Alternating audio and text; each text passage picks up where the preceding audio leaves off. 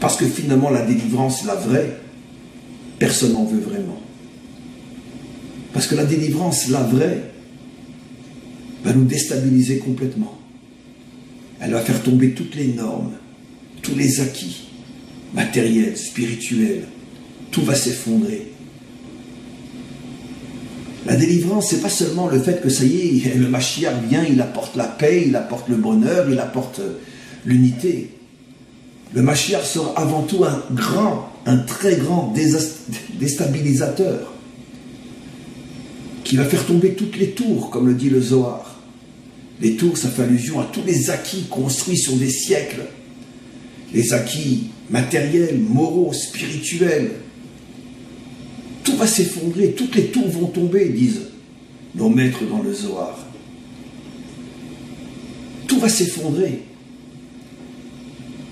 Et dans son subconscient profond, chacun sent que le Mashiach, c'est pas quelqu'un de recommandable. C'est pas quelqu'un qu'on a envie de voir. On en parle, mais on n'a pas envie de le voir. Ou ce qu'on aurait envie de voir, c'est le Mashiach que chacun s'est inventé pour satisfaire ses fantasmes et ses rêves. Mais le vrai Mashiach, le grand déstabilisateur, celui qui fera tomber toutes les tours, celui-là, personne ne veut le voir.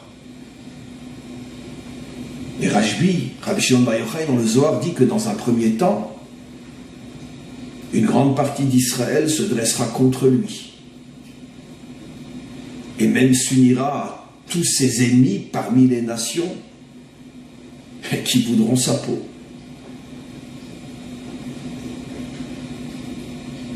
Peut-être pas pour les mêmes raisons. Mais malgré tout, le Mashiach sera en danger, terriblement en danger. Il sera seul. Il sera accusé des pires choses. Il n'aura pas la force avec lui, il n'aura pas l'argent avec lui, car l'argent va toujours du côté du judaïsme galoutique. Les grands donateurs, les grands dons vont toujours vers la Torah galoutique, vers la Torah de l'exil. Jamais, presque jamais vers la Torah de la délivrance. Et donc il n'aura pas de moyens financiers, il n'aura pas la force, le nombre avec lui. Comment va-t-il s'en sortir? Comment est-ce possible? C'est entre autres ce à quoi fait allusion Hachem lorsqu'il montre à Moshe, comme je l'ai expliqué dans un cours cette semaine, lorsqu'il montre à Moshe le buisson qui brûle mais qui ne se consume pas, comme pour dire à Moshe, c'est dans cette situation que tu vas être.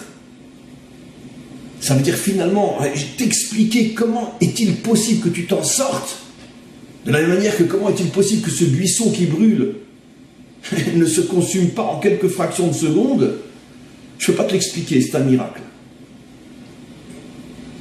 La réponse est qu'il n'y a aucune réponse logique à la question que j'ai posée.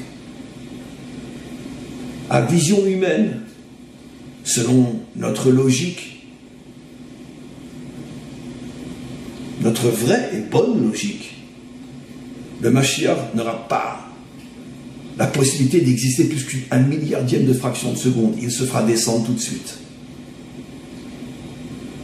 Et comment Moshe s'en est-il sorti lorsque Dathan et Aviram l'ont livré entre les mains de Pharaon? Nos maîtres nous disaient, lui, un miracle est arrivé à s'échapper. Et volontairement, ils ne rentrent pas dans les détails. Qu'est-ce qui s'est passé exactement?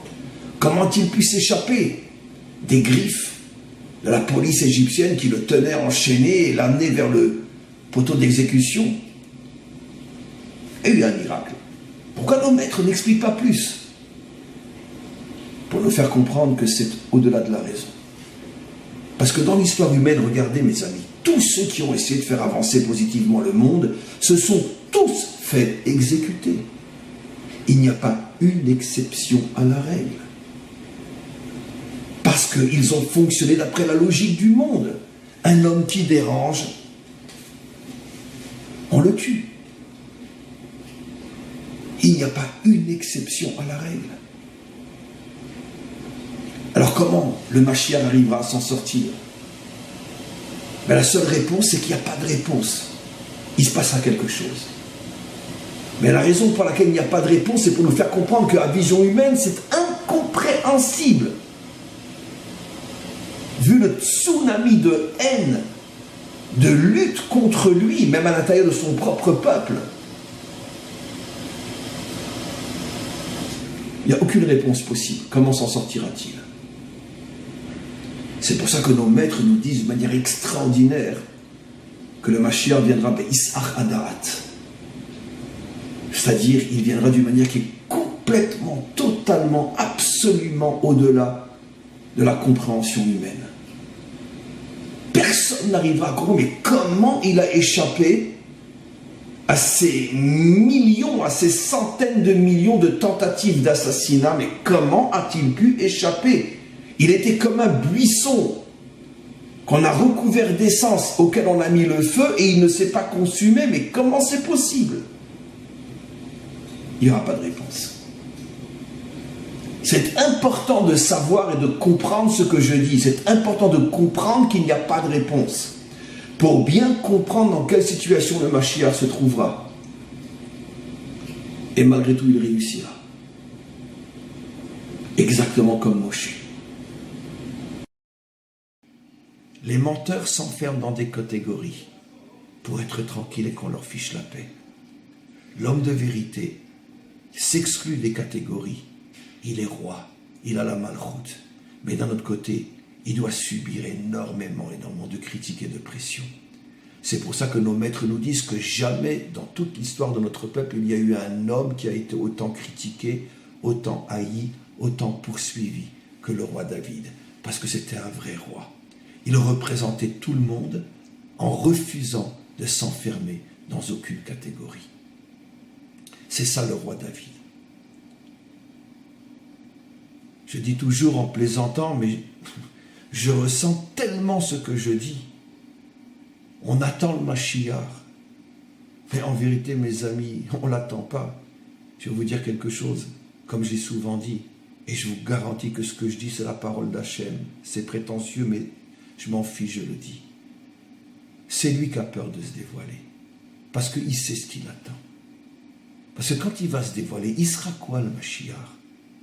Ça sera un Lubavitch, ça sera un Breslev, ça sera un Ashkenaz, ça sera un Sfarad, ça sera un Rav Kook, ça sera un Gaon Vilna, ça sera un Ramchal, ça sera un Baal Shem Tov, ça sera un homme de droite, ça sera un homme de gauche. Il sera quoi?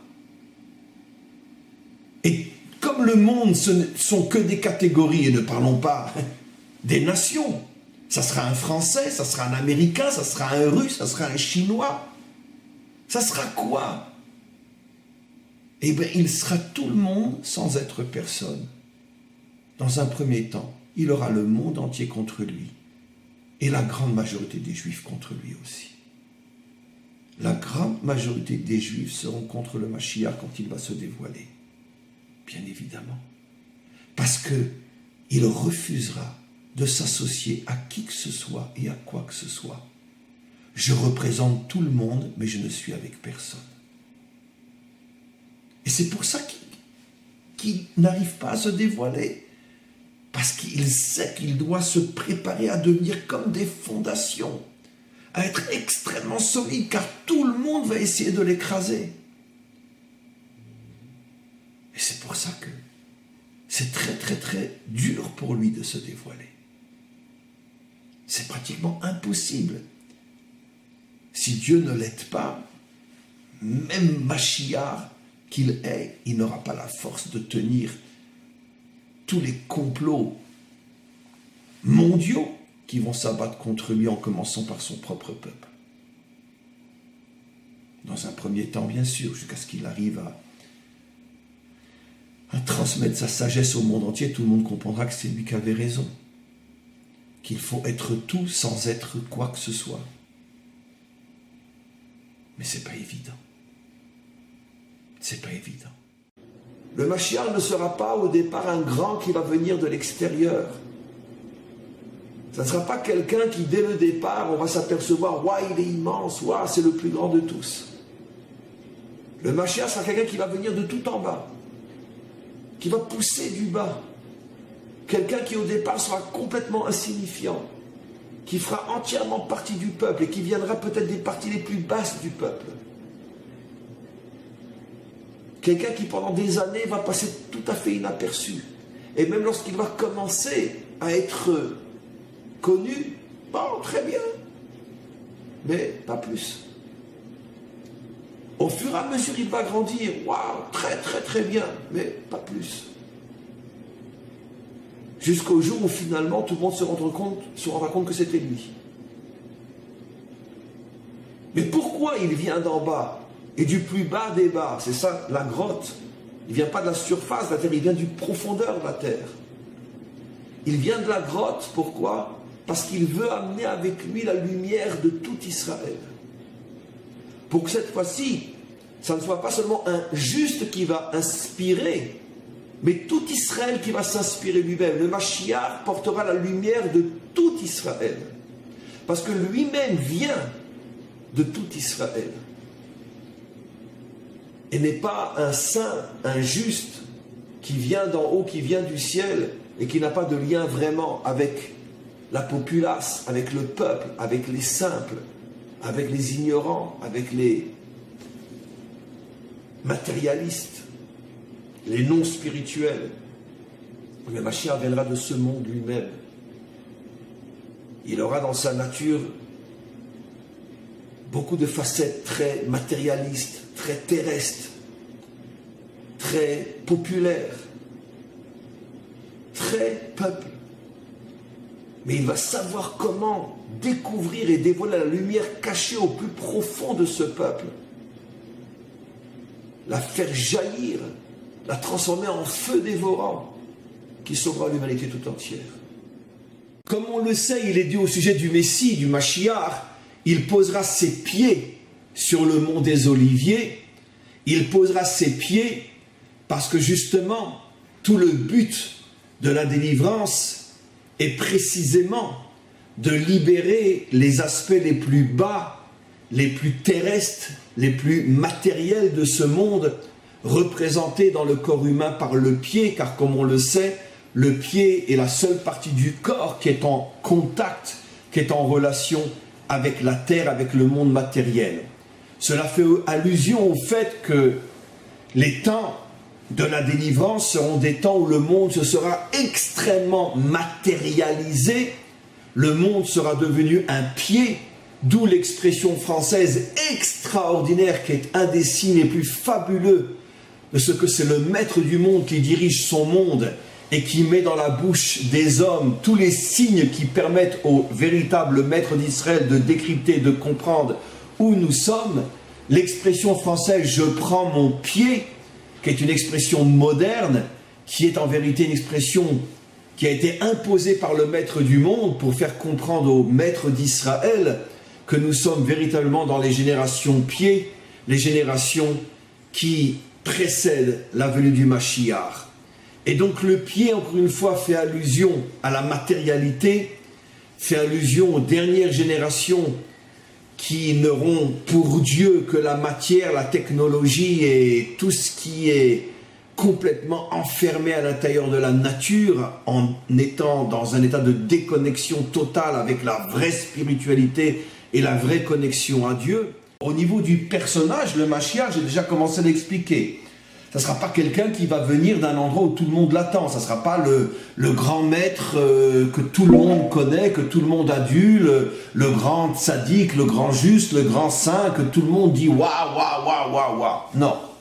Ça sera quelqu'un sans doute de grand, mais pas forcément reconnu, pas du tout reconnu par la majorité et pas du tout adulé par la majorité et pas quelqu'un qui, encore une fois, est considéré comme le juste de la génération, dans un premier temps.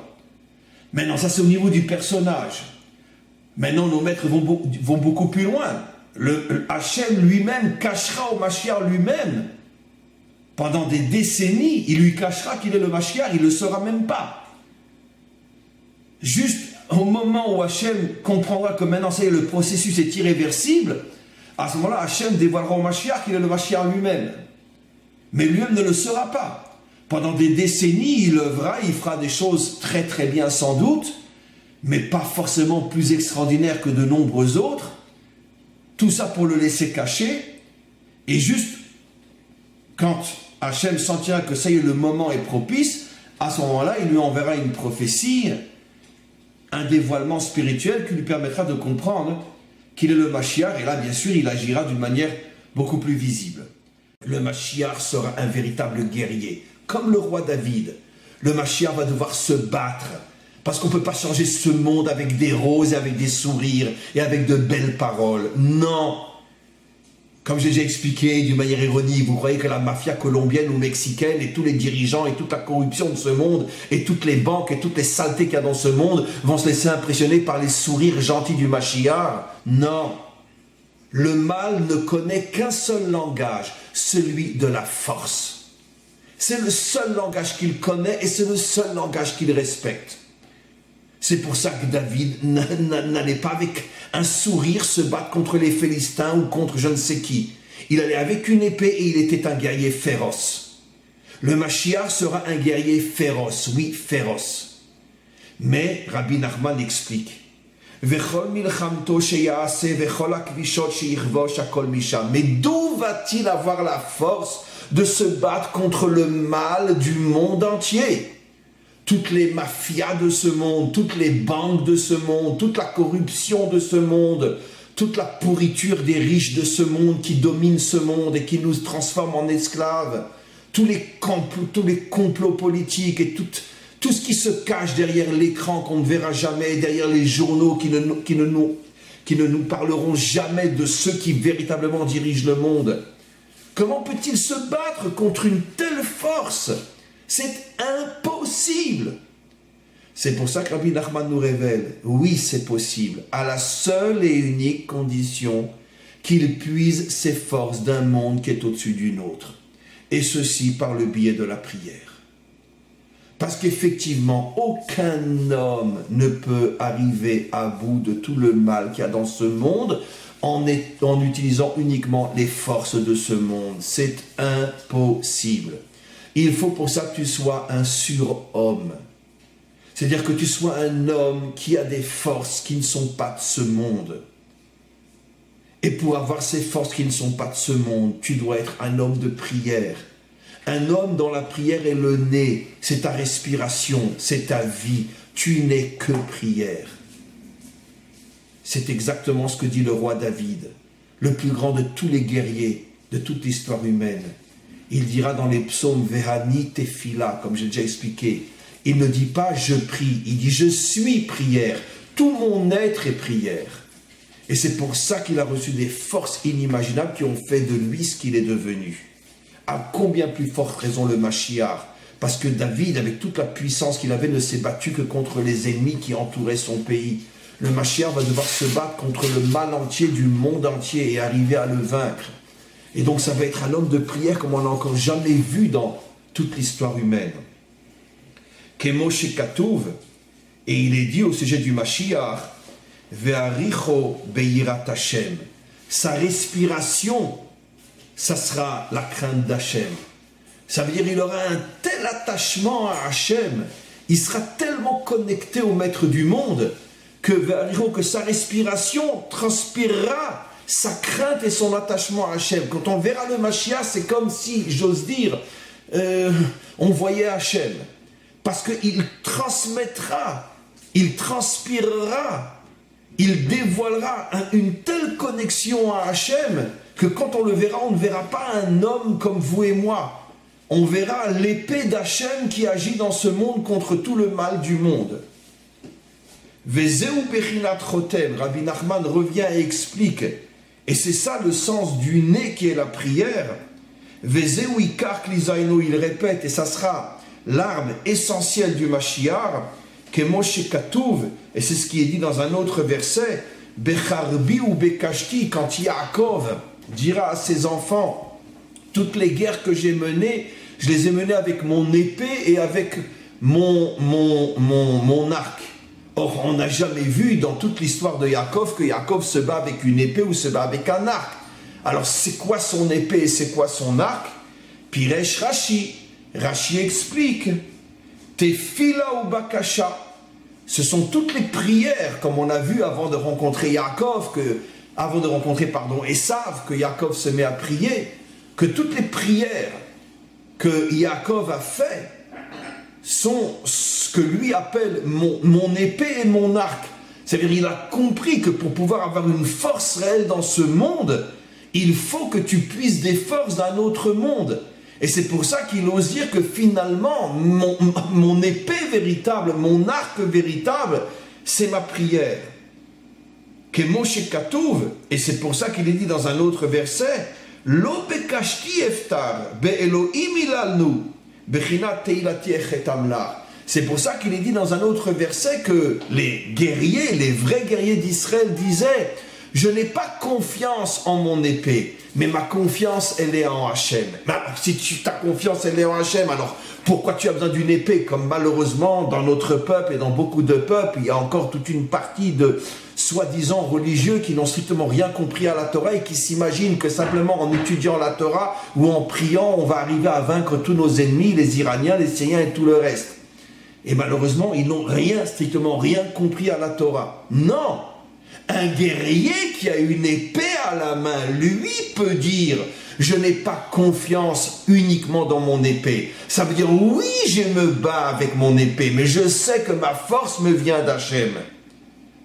C'est pour ça que seul un vrai guerrier est un véritable juif et un véritable homme de Torah. Parce que bien qu'il ait l'épée dans la main, il ne se laisse pas leurrer par la force de son bras, et il sait que cette force lui vient d'Hachem. Ça, c'est un véritable croyant.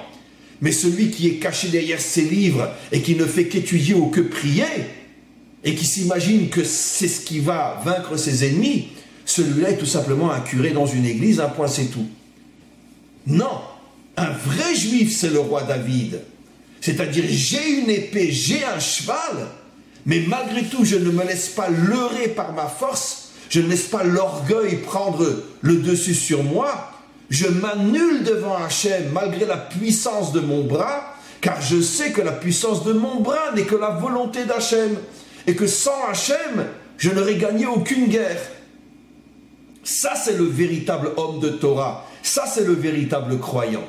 Et c'est donc de cette manière que conclut ce premier paragraphe, Rabbi Nachman, qui lo bekashti eftar, bien que j'ai une épée, enfin le mot exact c'est un arc, bien que j'ai un arc, je ne place pas ma confiance uniquement dans mon arc, Be'Elohim ilalnu, car je suis tout le temps en prière pour demander à Hachem de me donner la force, quand je me bats réellement, physiquement dans ce monde, de me donner la force de vaincre mes ennemis. Il y a deux types de kitrugim, c'est-à-dire deux types de forces contraires, qui empêche, et c'est pour ça que ça dure tellement de temps, qui empêche le dévoilement du Mashiach.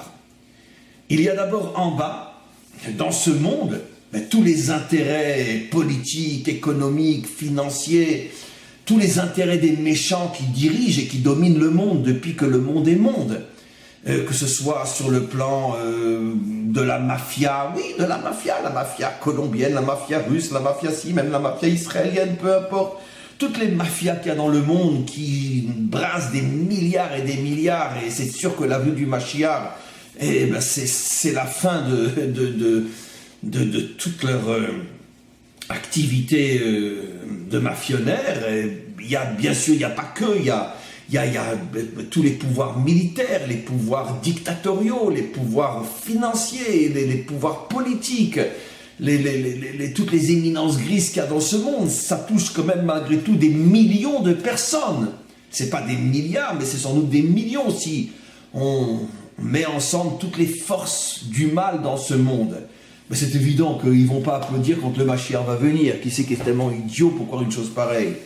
Et rien que ces groupes-là, ensemble, en 1/1000e de fraction de seconde, ils liquident le Mashiach. Qu'est-ce qu'il peut faire? Le Mashiach, encore une fois, c'est pas le bon Dieu. Qu'est-ce qu'il va faire? Il va rentrer dans sa voiture, il va exploser, il va mettre la clé dans sa serrure, la porte va lui exploser au visage. Je sais pas, aujourd'hui, même à distance, on tue quelqu'un, on envoie un rayon, peu importe. Aujourd'hui, bon, je ne vais même pas en parler, tellement c'est évident. Ne parlons même pas des moyens technologiques qu'il y aura dans 10 ans ou dans 5 ans pour liquider quelqu'un, même à 100 000 km de distance, et sans que personne ne le voie et ne comprenne comment on l'a liquidé. Donc il aura ces premières forces contraires contre lui. Et deuxièmement, à un niveau plus spirituel, mais tout aussi réel, ce qu'on appelle les kitrugim célestes, les accusateurs célestes, c'est-à-dire que toutes les fautes que l'humanité tout entière fait, ces fautes-là se transforment, et ça c'est une tradition que nous avons qui est plus réelle que la réalité elle-même, même si nos yeux ne le voient pas, que toutes les fautes que l'humanité fait, et ce sont donc des milliards de fautes à chaque fraction de seconde, se transforment en énergie négative qui, d'une certaine manière, accuse le monde et l'accuse de ne pas mériter le dévoilement du Mashiach. Parce qu'il y a trop de mal dans ce monde, même au niveau de l'humanité tout entière. Je ne parle pas maintenant de la mafia des dictateurs et des pouvoirs financiers, je parle même de vous et de moi. On en fait des fautes, vous et moi peut-être moins que d'autres, mais l'homme normal, il en fait des fautes. Il y a, on va dire 8 hommes sur 10 et peut-être 6 femmes sur 10 qui trompent leur mari ou leur femme aujourd'hui dans le monde. Et le vol à un niveau plus soft, et je ne sais combien d'autres fautes. Et il y a des fautes même beaucoup plus subtiles, comme la jalousie, comme la vengeance, comme la colère. Ce sont des fautes aussi. Donc si on prend l'ensemble des fautes de l'humanité, c'est des milliards et des milliards de fautes à chaque fraction de seconde. Donc toutes ces fautes se transforment en force accusatrice, disent nos maîtres, qui refusent la venue du Mashiach et qui d'une certaine manière empêchent donc sa venue. Et si le Mashiach se dévoile, il va être tout de suite liquidé par 2 types de forces, les forces d'en haut qui vont envoyer des missiles spirituels pour le liquider, et les forces d'en bas qui vont envoyer de véritables missiles pour faire sauter sa demeure et le liquider lui aussi. Donc, comment qu'il peut se dévoiler? C'est pour ça que nos maîtres nous disent que son dévoilement passe par des voies inattendues. Ça, je l'ai expliqué des dizaines de fois, mais aujourd'hui, c'est important de le redire. Des voies que personne ne peut soupçonner, pour que tous ceux qui cherchent à voir d'où il pourrait sortir, et dès qu'il sort, on le liquide, qu'ils ne le cherchent pas au bon endroit. C'est pour ça qu'il a commencé à venir d'une relation entre un père et ses filles, Lot, ou d'une relation entre un homme et une prostituée, Yehuda et Tamar, ou d'une conversion d'une femme qui venait d'un peuple détesté par Israël et détesté par la Torah, Ruth qui vient de Moab. C'est-à-dire toutes ces images-là sont là pour nous faire comprendre que le maître du monde sait que le Mashiach ne peut pas tout d'un coup se dévoiler, dire voilà, je suis le Messie, allez, venez, on se fait un petit selfie, on se fait une petite photo. Mais non, parce qu'il n'a même pas le temps d'appuyer sur le bouton qu'il a déjà un missile sur la tête. Mais c'est aussi la raison, le fait qu'il est passé par tous les Gilgulim, et bien sûr Sfarad, Ashkenaz, Éthiopiens, Yémani, etc., c'est ce qui ferait qu'il sera aussi acceptable par tout Israël. Parce que vous imaginez, je veux dire, s'il arrive, c'est un juif marocain, qu'est-ce que vont dire les juifs polonais? Ils vont dire, attends, on va pas se faire libérer par un Marocain. Si c'est un Marocain, si c'est un Russe qui arrive, les Marocains, ils vont dire, non, attends, c'est pas possible. Mais quand on va comprendre qu'en vérité, le Mashiach, comme ça fait 2000 ans qu'il est là, il est passé par toutes les Edot, toutes les communautés. Parce que le maître du monde se sera arrangé pour qu'il ait en lui un petit peu de Yéménites, un petit peu d'Éthiopiens, un petit peu de Russes, un petit peu d'Américains, un petit peu d'Irakiens, de Syriens, d'Israéliens, il aura de tout.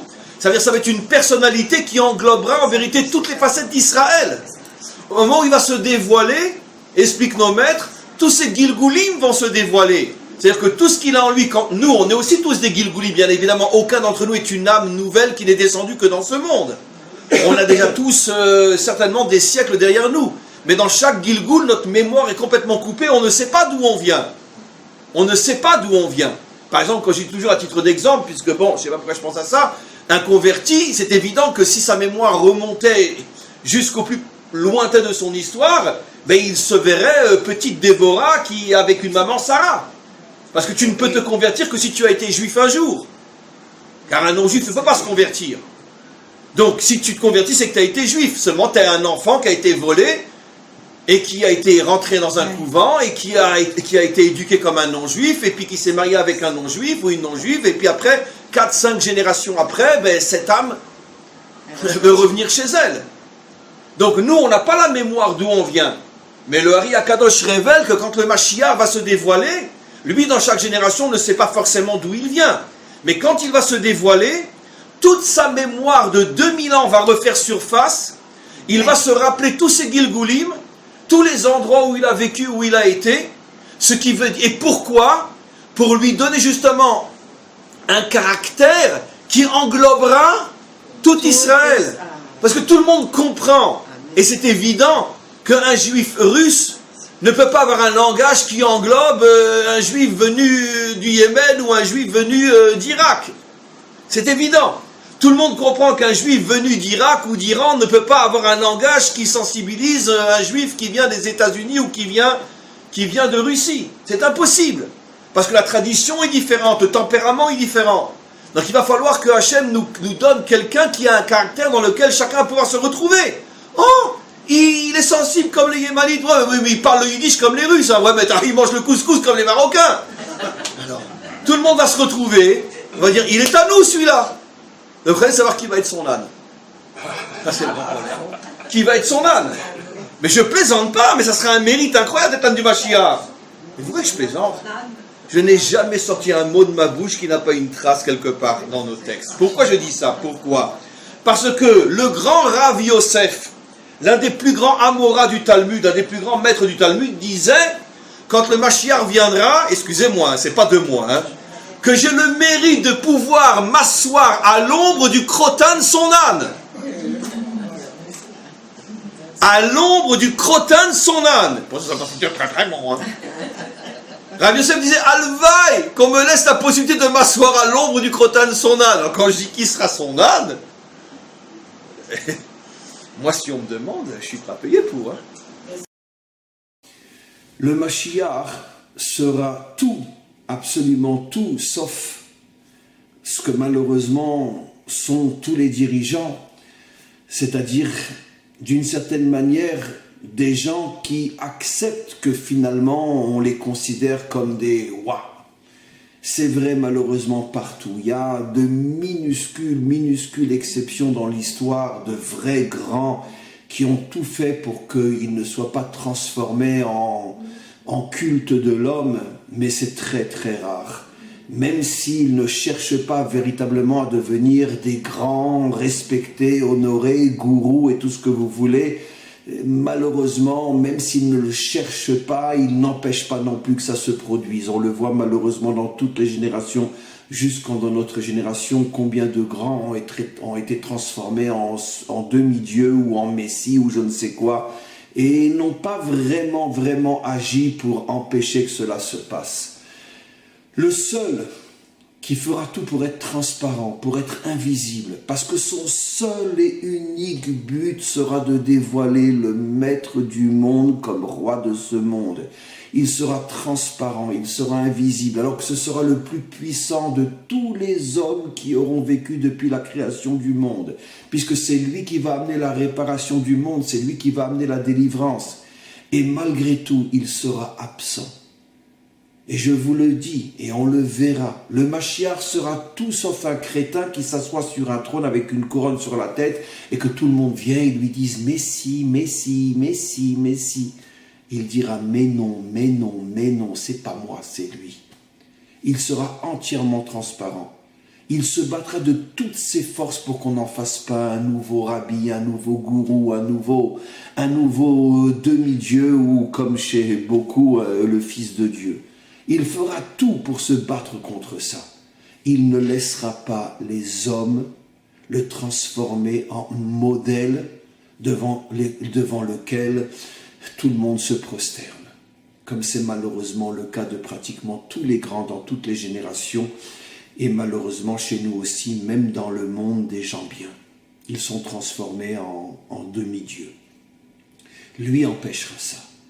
Parce que lui, encore une fois, je me répète, n'a qu'un seul et unique but, que le Créateur devienne le roi de ce monde. Le roi, c'est lui, c'est pas moi. Moi, je ne suis qu'un instrument, dira-t-il.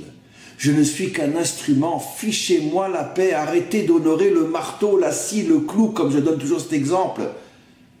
Dites merci à celui qui a réparé le monde, c'est pas moi, moi je ne suis qu'un marteau, je ne suis qu'un ustensile dans ses mains. Honorez le maître du monde.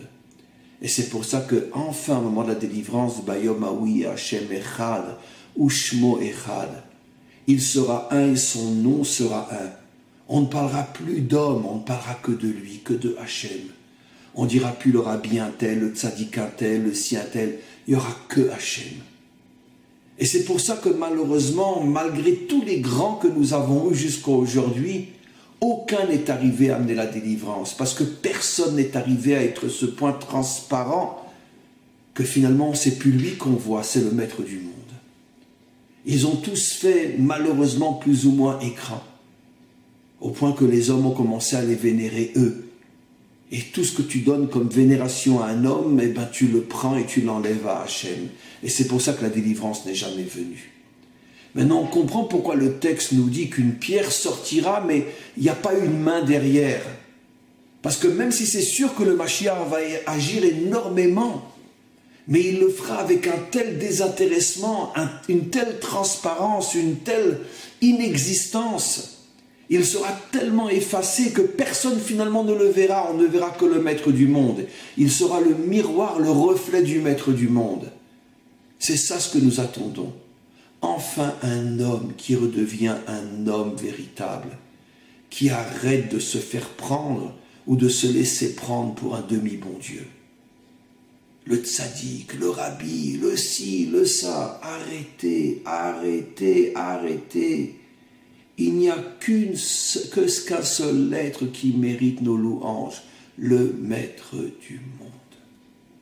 En dehors de ça, aucun homme ne mérite que l'on en fasse un je ne sais quoi.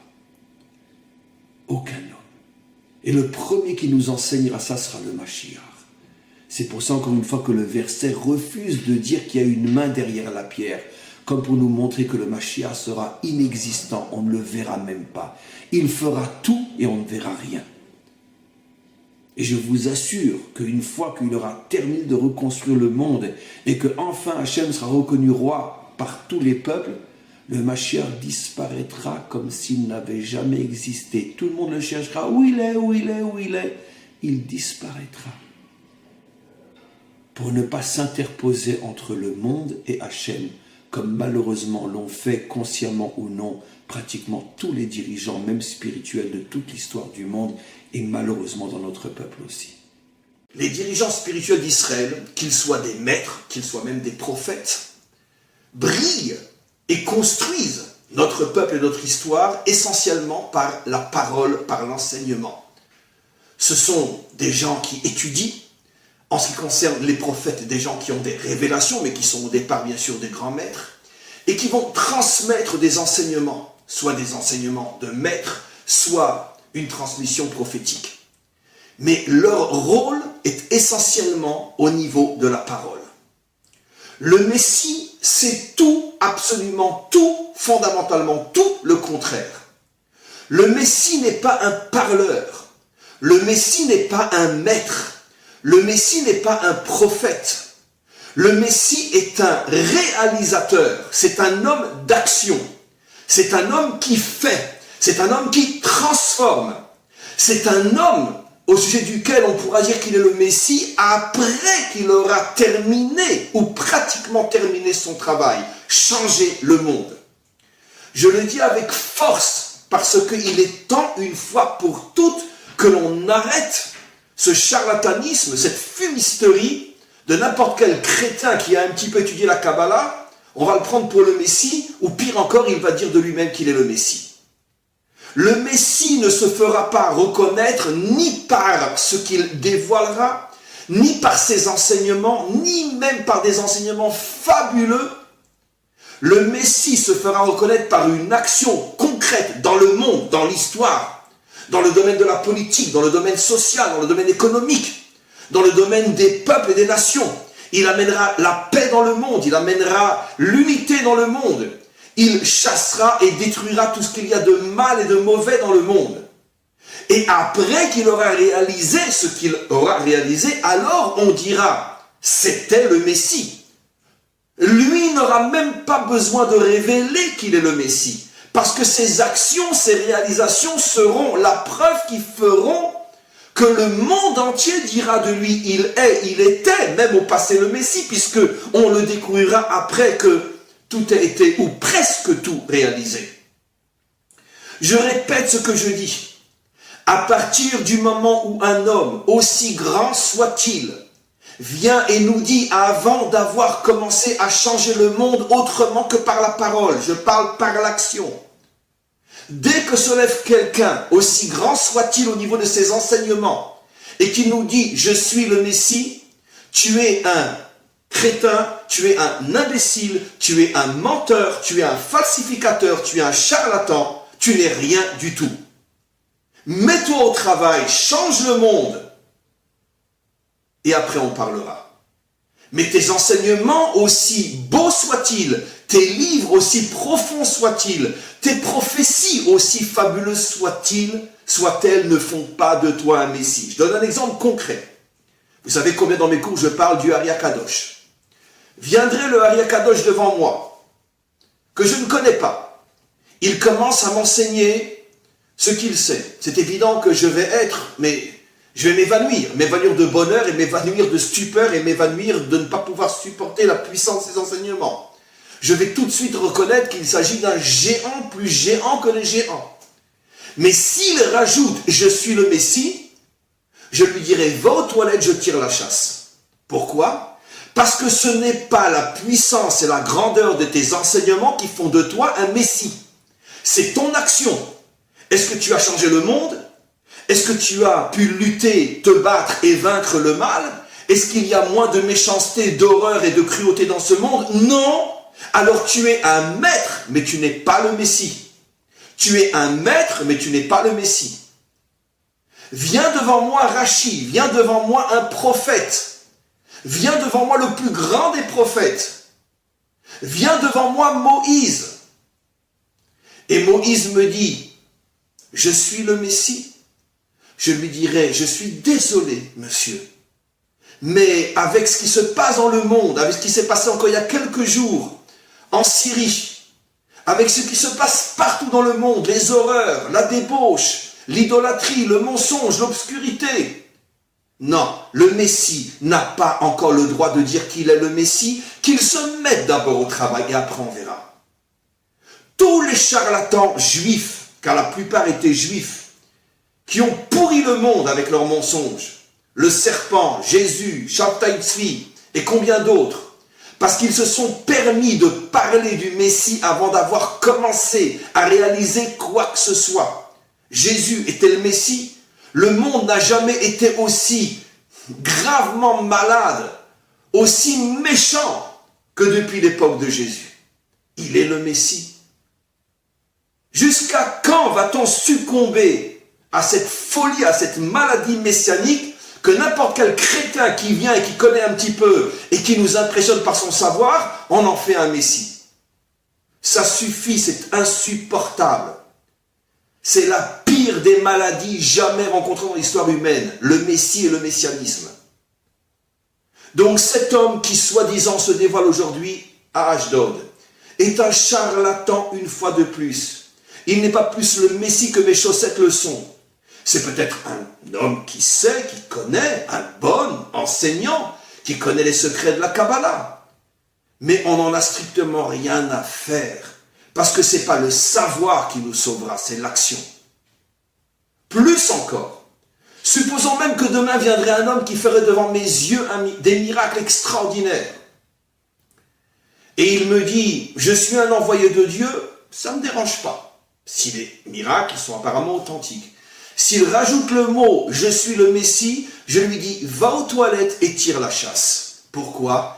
Parce que ce mot « Messie » n'a rien à voir avec la puissance de tes connaissances et la puissance de ta prophétie et la puissance de tes miracles. Le Messie est un homme d'action. On le jugera et on le révélera une fois qu'il aura pratiquement terminé le travail.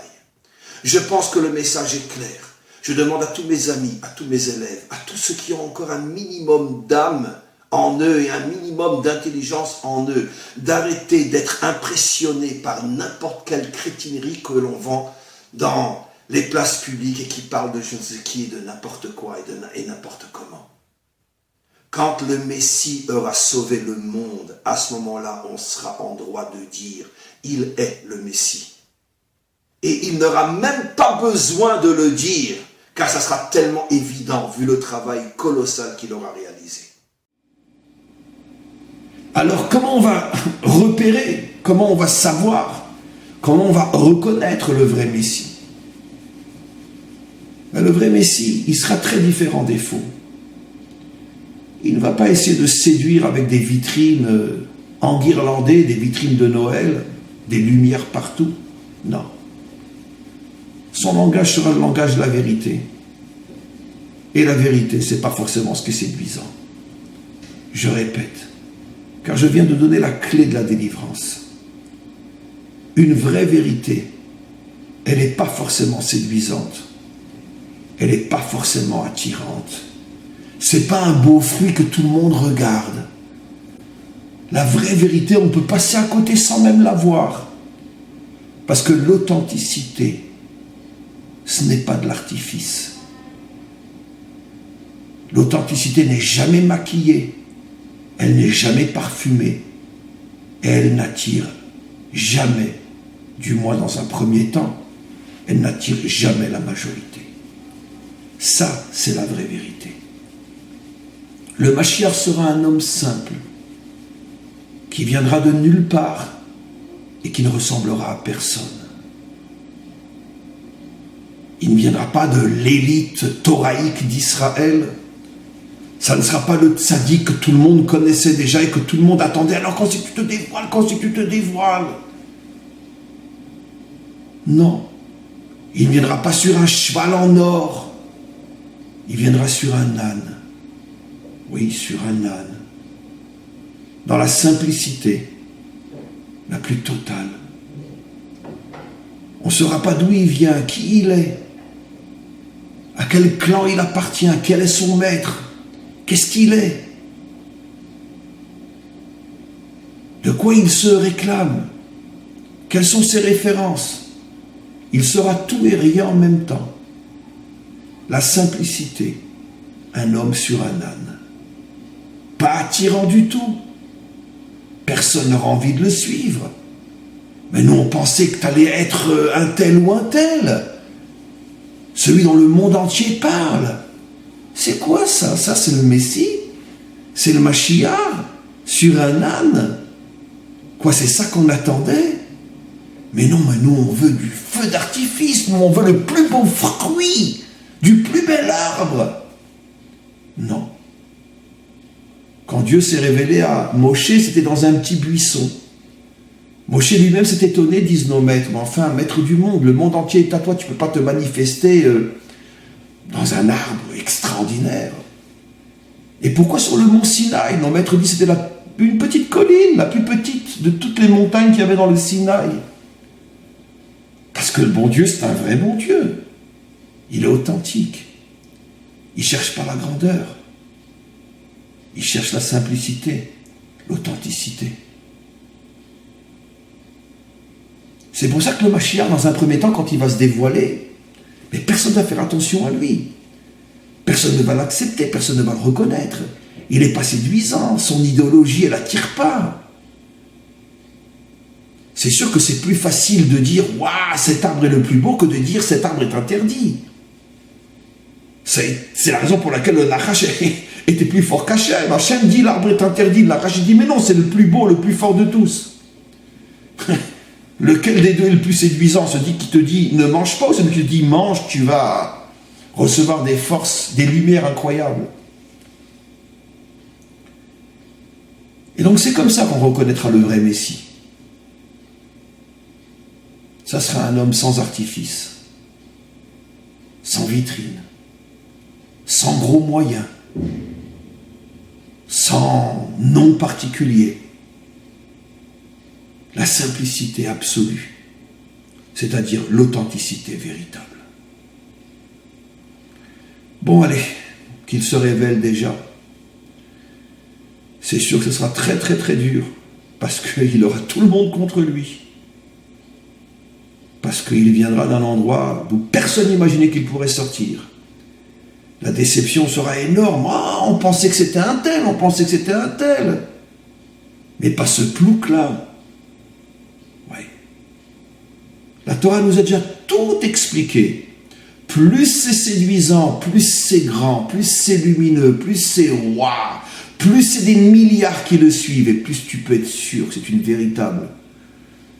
un véritable mensonge, un serpent, un faux messie.